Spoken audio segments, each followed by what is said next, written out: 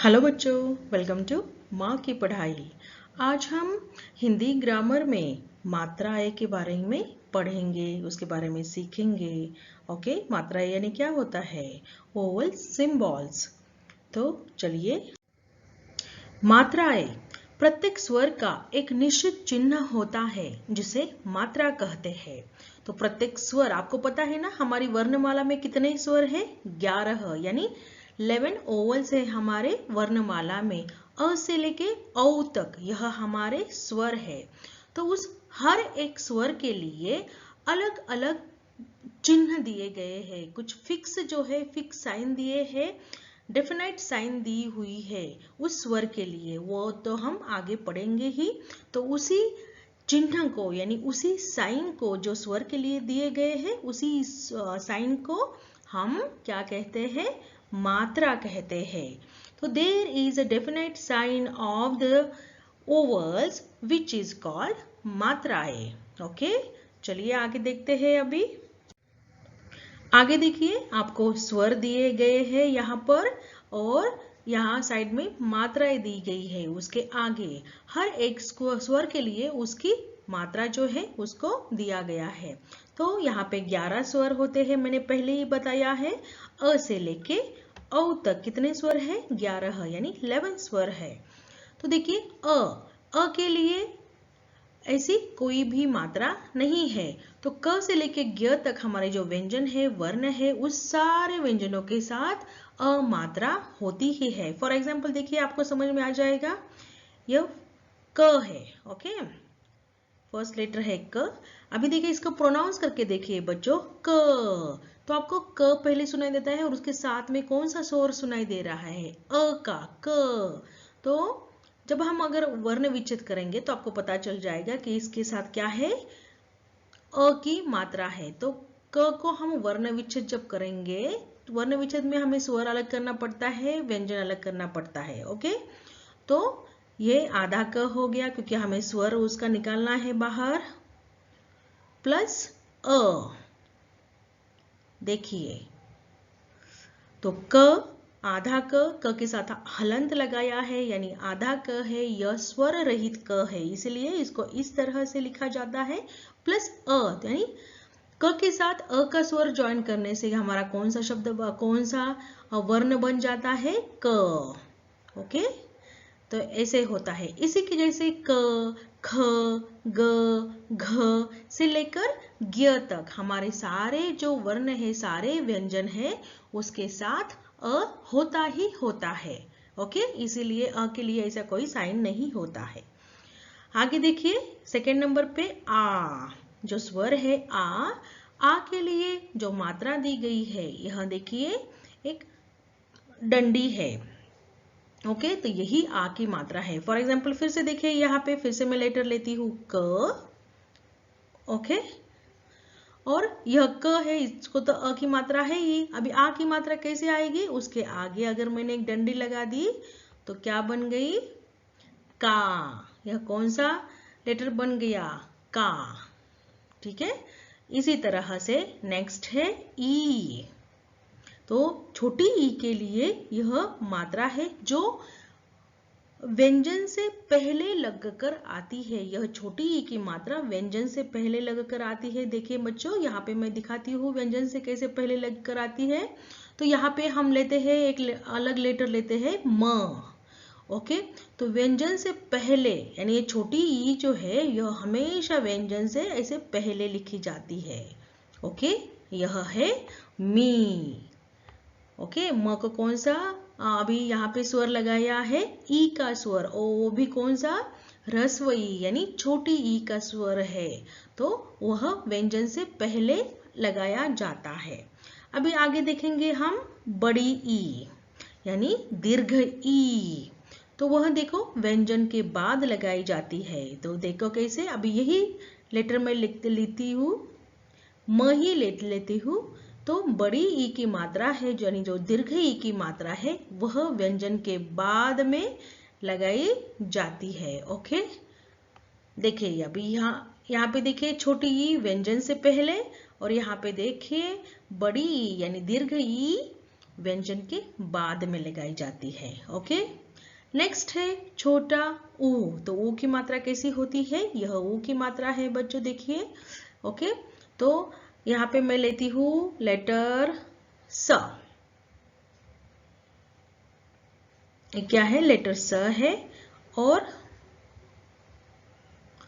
हमने छोटी ऊ की मात्रा लगाई, तो छोटी ऊ की मात्रा हमें ऐसे लिखनी होती है।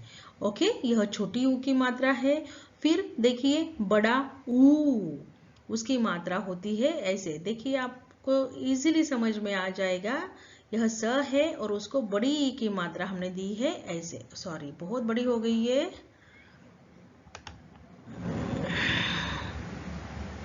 फिर से देखिए सू। हाँ, यह बड़ी ऊ की मात्रा है। देखिए बच्चों, ये बड़ा ऊ की मात्रा है और यह छोटा ऊ की मात्रा है।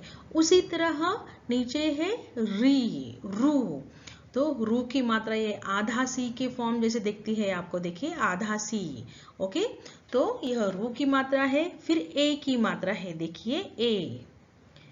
ये यानी किसी भी वर्ण के ऊपर लिखा जाता है उसकी मात्रा। फॉर एग्जाम्पल देखिए यहाँ पे क, देखिए यह क वर्ण है, और इसके ऊपर अगर ए की मात्रा हमें लगानी है तो ये इसके ऊपर हमें एक मात्रा लगानी होती है, तो यह हो जाता है के। नेक्स्ट है ए की मात्रा। तो ए के लिए हमें दो मात्राएं लगानी होती है, उसका साइन ही दो मात्रा है। तो यही देखिए क ही लेटर देखिए, तो यह क वर्ण के ऊपर हम क्या करेंगे? दो मात्राएं लगा देंगे। तो यह कौन सी मात्रा है? ए की मात्रा है। ओके, यह ए की मात्रा है और ये ए की मात्रा है, यानी के हो गया। नेक्स्ट है ओ की मात्रा। ओ की मात्रा के लिए देखिए आपको नीचे एक स्ट्रेट डंडी दिखाई देती है और उसके ऊपर तिरछी एक डंडी दिखाई देती है। तो हम एक लेटर लेके यानी एक व्यंजन लेके देखेंगे। तो यहाँ पे मैं लेती हूँ प। ओके, प ले लिया। तो देखिए यह प व्यंजन है और उसके साथ हमें ओ की मात्रा लगानी है। तो ओ की मात्रा देखिए, नीचे एक डंडी ऊपर एक डंडी, यानी यहाँ पे नीचे और ऊपर देखिए तिरछी लाइन आपको डालनी है ऐसी। तो यह हो गया पो।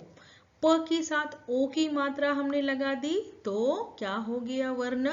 पो। ओके, नेक्स्ट आती है लास्ट औ।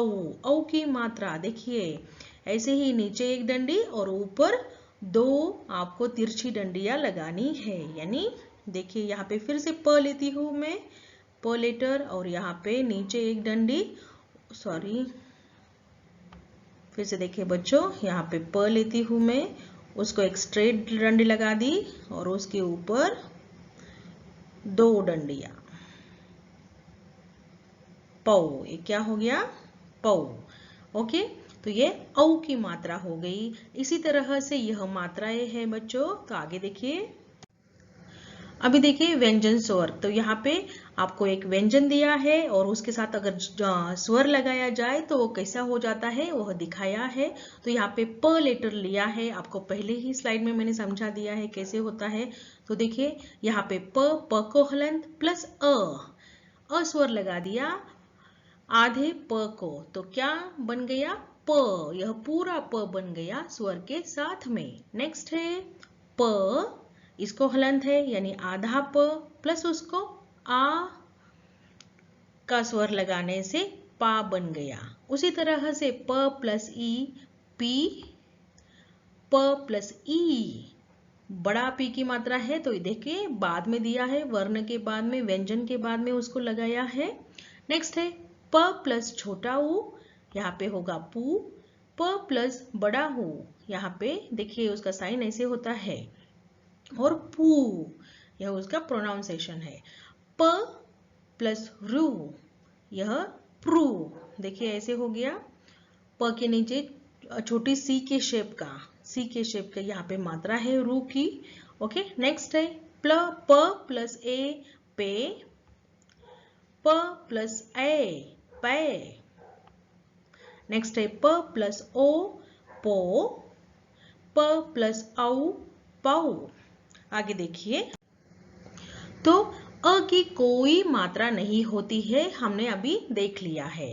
बट अ की मात्रा सारे व्यंजनों के साथ जुड़ा होता है, जुड़ी होती है। अ की मात्रा सारे व्यंजनों के साथ जुड़ी होती है।